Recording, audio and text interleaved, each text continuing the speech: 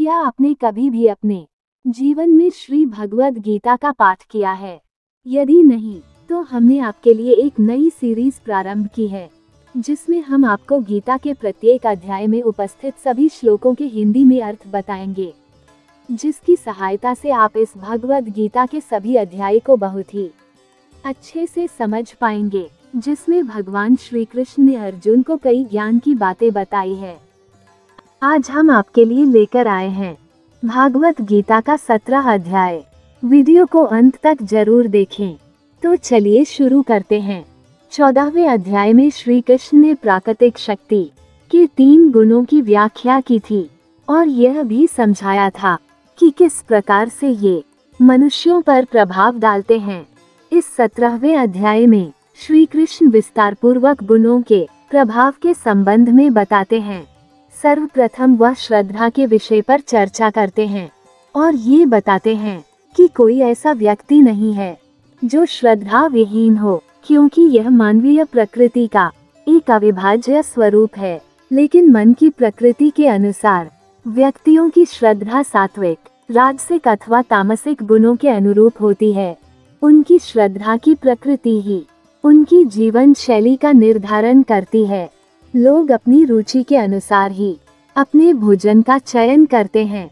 श्री कृष्ण भोजन को 3 श्रेणियों में वर्गीकृत करते हैं तथा प्रत्येक भोजन के हमारे स्वास्थ्य पर पड़ने वाले प्रभाव की चर्चा करते हैं। तत्पश्चात वो यज्ञ के विषय पर आते हैं और ये बताते हैं कि कैसे प्रकृति के 3 गुणों में से प्रत्येक में यज्ञ किस प्रकार विभिन्न रूप से संपन्न होता है। इस अध्याय में आगे तपस्या के विषय में बताया गया है तथा शरीर, वाणी एवं मन के तप की व्याख्या की गई है। तपस्याओं की श्रेणी में प्रत्येक तपस्या का स्वरूप सत्वगुण, रजोगुण, तमोगुण के प्रभाव के कारण भिन्न होता है। तत्पश्चात दान पर चर्चा की गई है तथा इसके 3 विभागों का वर्णन किया गया है। अंततः श्री कृष्ण 3 गुणों से भी आगे बढ़ते हैं तथा ओम तत्सत शब्दों की प्रासंगिकता तथा अर्थ के विषय पर प्रकाश डालते हैं, जो परम सत्य के विभिन्न रूपों के प्रतीक हैं। ओम शब्दांश ईश्वर के निराकार रूप की अभिव्यक्ति है। तत् शब्दांश का उच्चारण परमपिता परमात्मा को अर्पित की जाने वाली क्रियाओं तथा वैदिक रीतियों के लिए किया जाता है। सत शब्दांश का तात्पर्य सनातन भगवान तथा धर्माचरण से है। एक साथ प्रयोग करने पर ये अलौकिकता की अवधारणा की ओर ले जाते हैं। इस अध्याय का अंत इस बात पर बल देते हुए होता है कि यदि यज्ञ, तप और दान धर्म ग्रंथों के विधि निषेधों की उपेक्षा करते हुए किए जाते हैं, तब ये सभी कृत्य निरर्थक सिद्ध होते हैं। अर्जुन ने कहा, हे कृष्ण, उन लोगों की स्थिति क्या होती है जो धर्म ग्रंथों की आज्ञाओं की उपेक्षा करते हैं किंतु फिर भी श्रद्धा के साथ पूजा करते हैं?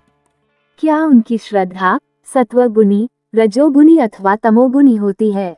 पुरुषोत्तम भगवान ने कहा, प्रत्येक प्राणी स्वाभाविक रूप से श्रद्धा के साथ जन्म लेता है, जो सात्विक, राजसिक अथवा तामसिक 3 प्रकार की हो सकती है। अब इस संबंध में मुझसे सुनो। सभी मनुष्यों की श्रद्धा उनके मन की प्रकृति के अनुरूप होती है। सभी लोगों में श्रद्धा होती है, चाहे उनकी श्रद्धि की प्रकृति कैसी भी हो। ये वैसी होती है जो वे वास्तव में है। सत्वगुण वाले स्वर्ग के देवताओं की पूजा करते हैं, रजोगुण वाले यक्षों तथा राक्षसों की पूजा करते हैं, तमोगुण वाले भूतों और प्रेतात्माओं की पूजा करते हैं। कुछ लोग अहंकार और दम्भ से अभिप्रेरित होकर धर्म ग्रंथों की आज्ञाओं के विरुद्ध कठोर तपस्या करते हैं। कामना और आसक्ति से प्रेरित होकर वे न केवल अपने शरीर के अंगों को कष्ट देते हैं, बल्कि मुझे, जो उनके शरीर में परमात्मा के रूप में स्थित रहता हूँ, को भी कष्ट पहुँचाते हैं। ऐसे मूर्ख लोगों को पैशाचिक प्रवृत्ति वाला कहा जाता है। लोग अपनी रुचि के अनुसार भोजन पसंद करते हैं, इसी प्रकार से उनकी ऐसी रुचि यज्ञ, तपस्या तथा दान के संबंध में भी सत्य है। अब मुझसे इनके भेदों के संबंध में सुनो। सत्वगुण की प्रकृति वाले लोग ऐसा भोजन पसंद करते हैं जिससे आयु, सद्गुणों, शक्ति, स्वास्थ्य, प्रसन्नता तथा संतोष में वृद्धि होती है। ऐसे खाद्य पदार्थ रसीले, सरस, पौष्टिक तथा प्राकृतिक रूप से स्वादिष्ट होते हैं। अत्याधिक कड़वे, खट्टे, नमकीन, गर्म, तीखे, शुष्क तथा मिर्च युक्त दाहकारक व्यंजन रजोगुणी व्यक्तियों को प्रिय लगते हैं। ऐसे भोज्य पदार्थों के सेवन से पीड़ा, दुख तथा रोग उत्पन्न होते हैं।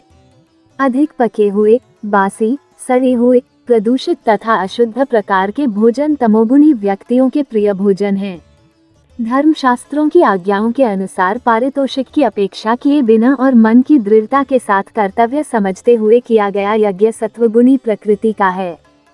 हे श्रेष्ठ भरतवंशी, जो यज्ञ भौतिक लाभ अथवा आडंबरपूर्ण उद्देश्य के साथ किया जाता है उसे रजोगुणी श्रेणी का यज्ञ समझो। श्रद्धा विहीन होकर तथा धर्मग्रंथों की आज्ञाओं के विपरीत किया गया यज्ञ जिसमें भोजन अर्पित न किया गया हो, मंत्रोच्चारण न किए गए हो तथा दान न दिया गया हो, ऐसे यज्ञ की प्रकृति तमोगुणी होती है।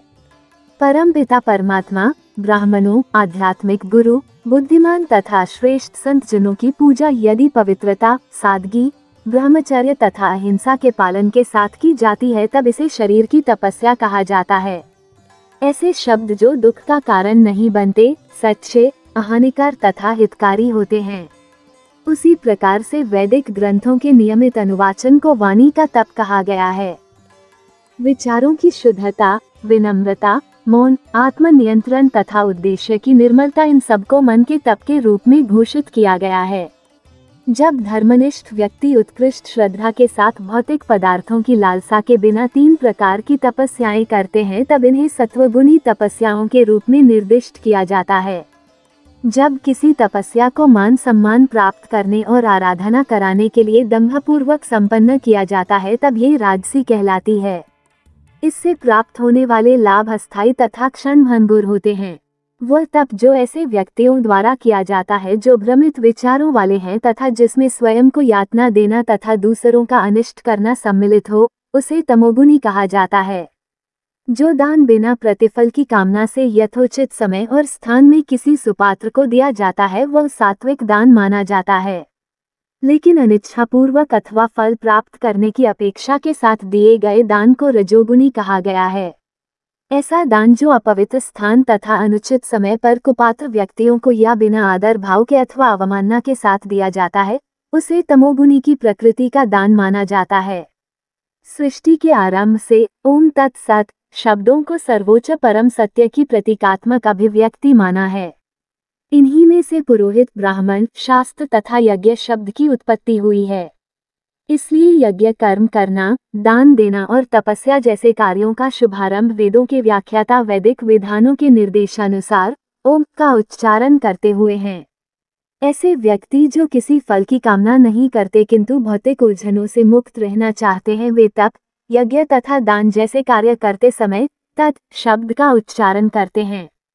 सत शब्द का अर्थ शाश्वत और साधुता है। हे अर्जुन, इसका प्रयोग शुभ कर्मों को संपन्न करने के लिए किया जाता है। तप, यज्ञ तथा दान जैसे कार्यों को संपन्न करने में प्रतिष्ठापित होने के कारण इसे सत शब्द द्वारा वर्णित किया जाता है। अतः ऐसे किसी भी उद्देश्य के लिए किए जाने वाले कार्य के लिए सत नाम दिया गया है।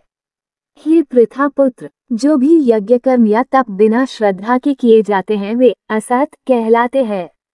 ये इस लोक और परलोक दोनों में व्यर्थ जाते हैं।